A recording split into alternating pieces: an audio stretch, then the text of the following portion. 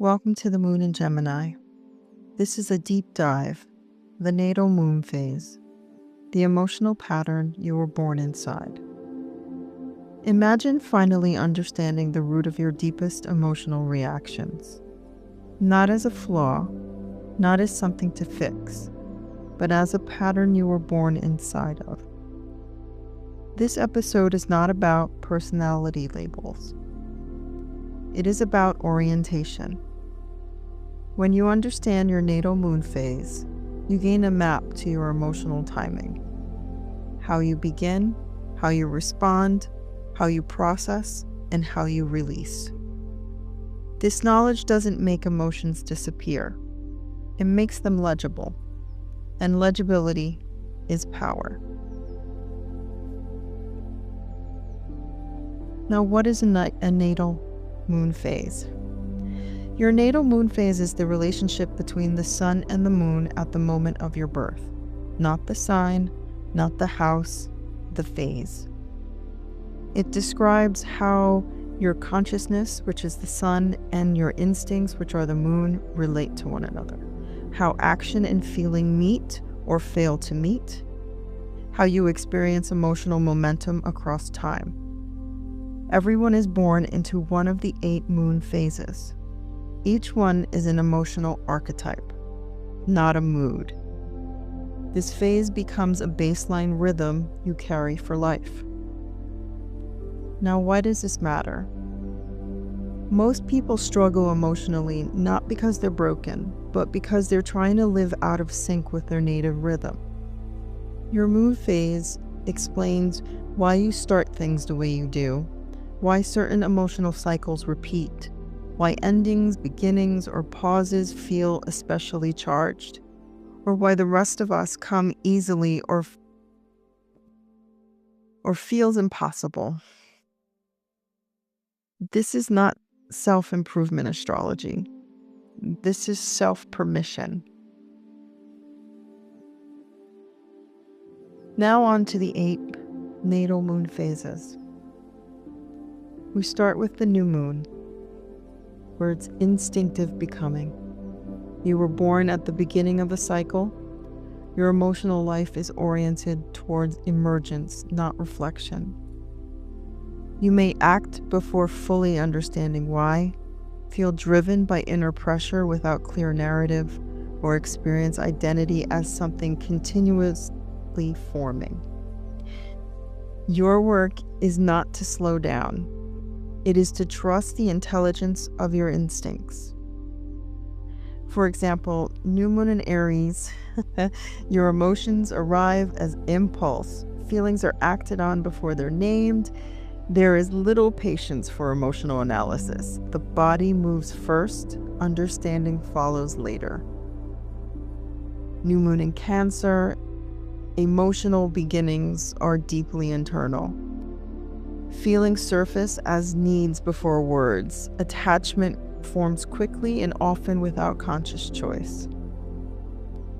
New moon in Capricorn, emotional instincts are tied to responsibility. Feelings emerge through duty, structure, or work. Vulnerability may be felt as something to manage rather than express. Crescent moon, protected growth. You were born into vulnerability that requires safeguarding. You may feel emotionally cautious. You may have a need for privacy to develop confidence, and a sense that growth must be defended before it's shared. Your work is learning when protection comes.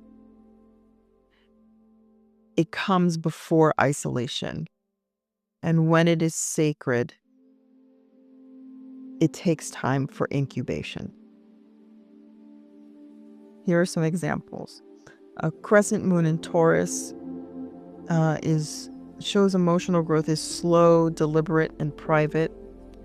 Trust builds through consistency. Sudden emotional demands can feel destabilizing.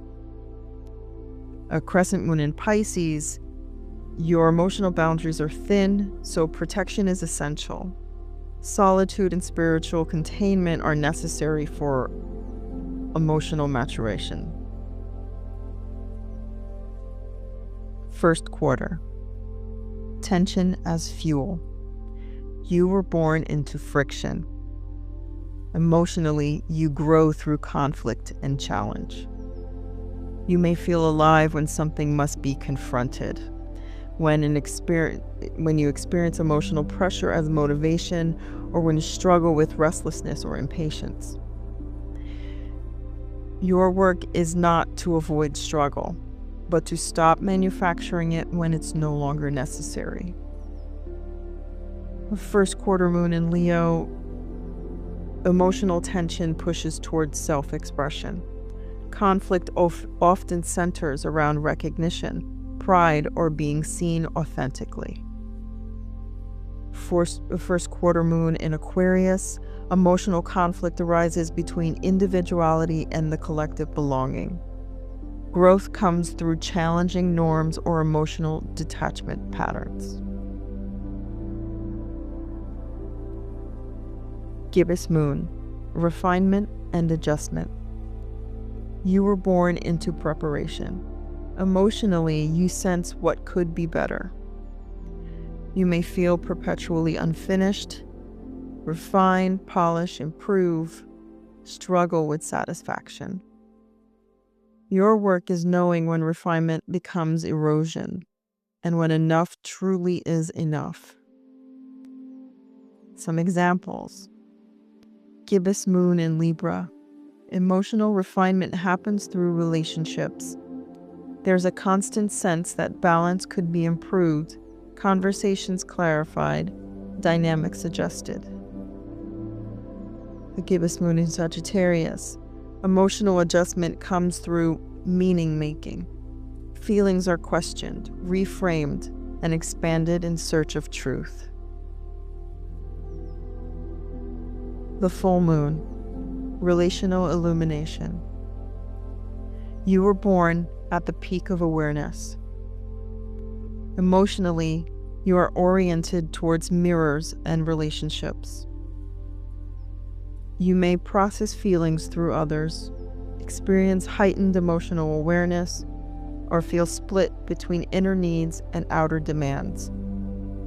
Your work is learning when reflection becomes distortion and how to return to yourself.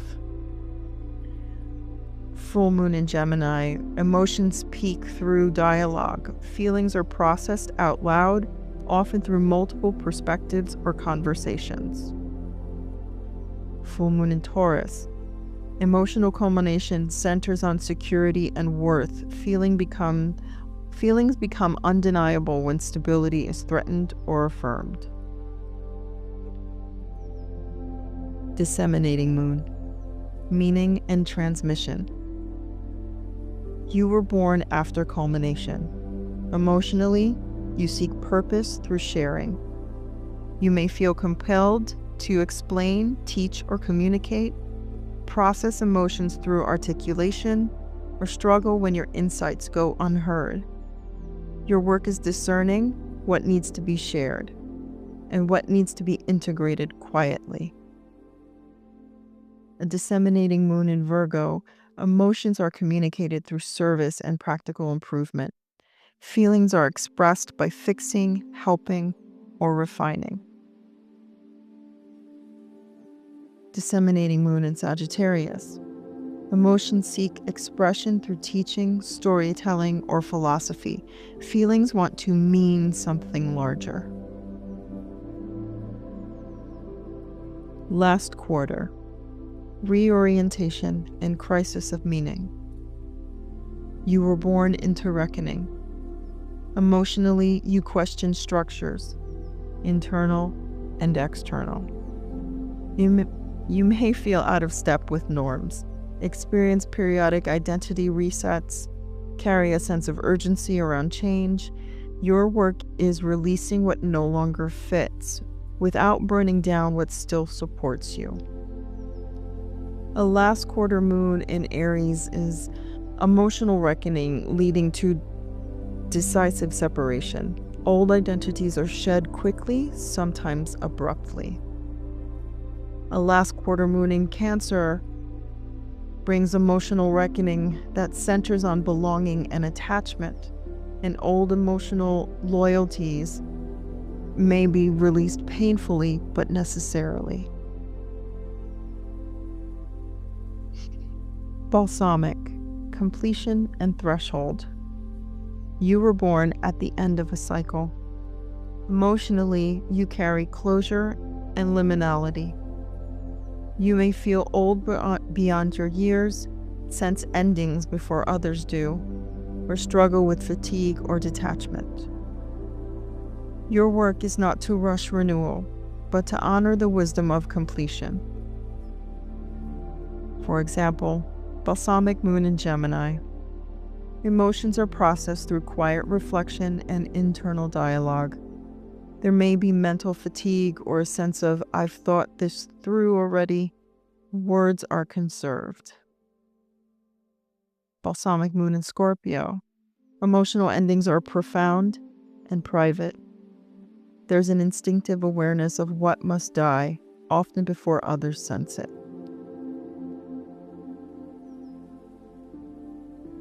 There's a few common misunderstandings. Your moon phase does not override your moon sign, define your emotional health, or dictate your fate. It contextualizes emotional movement. It explains how you feel, not what you feel.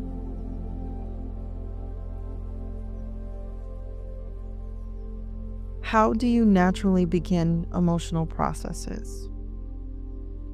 Where do you rush and where do you linger? What emotional rhythm have you been resisting? What would happen if you honored it instead?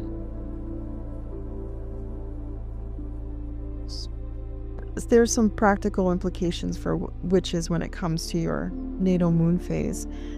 It tells you when you're most potent for your spell work and how long your workings need to gestate. Also, whether your magic thrives in initiation, maintenance, or release. For example, new moon phases excel at seed magic. Full moon phases at visibility and relational work, and balsamic at uncrossings, endings, and ancestral work. Magic becomes easier when it moves with your emotional current and not against it. Your moon phase is not something to transcend. It is something to inhabit consciously. When you stop forcing your emotions into someone else's timing, clarity follows. This is not about mastering feeling. It is about knowing when it is time to begin and when it is time to let go.